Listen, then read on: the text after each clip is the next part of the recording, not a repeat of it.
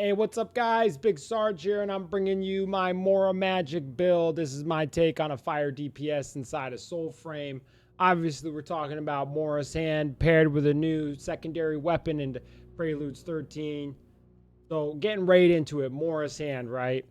For this, I went full stack on Mora's Pride. We'll get into the details when we start talking about our weapons of choice.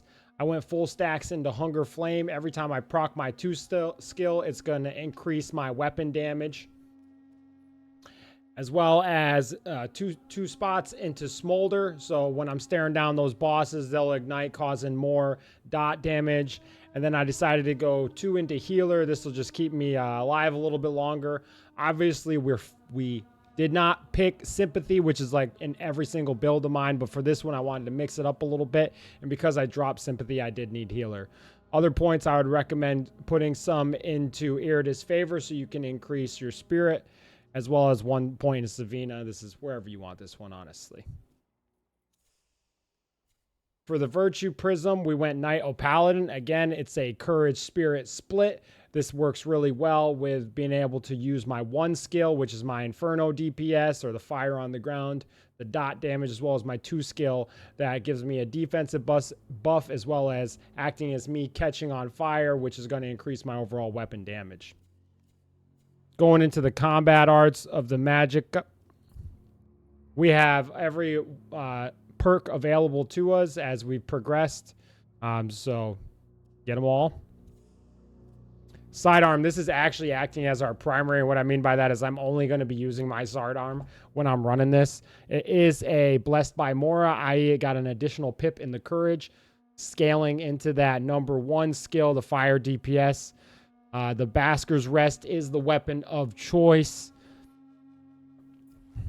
For the rune, we went Arcstorm. This is primarily a boss DPS, so it just makes Arcstorm make sense in this case because you're going to be calling lightning strikes every time you hit your 1 skill.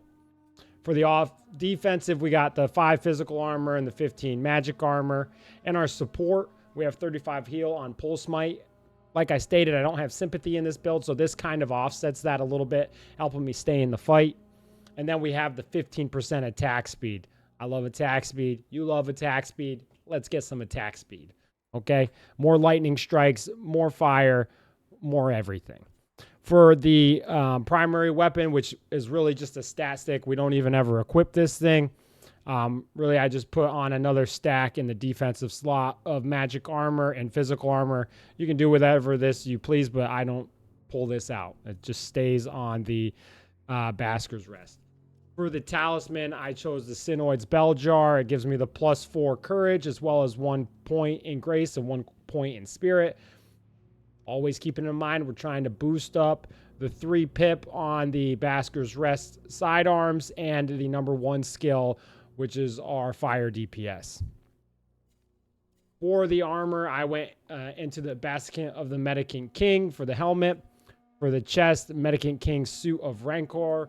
And for the pants, the Mendicant King Sabatons. So Mendicant King all across the board. It attunes into courage and spirit. It just makes sense. We get an overall overall armor of 99. So there you go. It's a really fun build. It's a lot of fun to melt bosses with. I hope you enjoy. Let me know what you think. Let's get busy.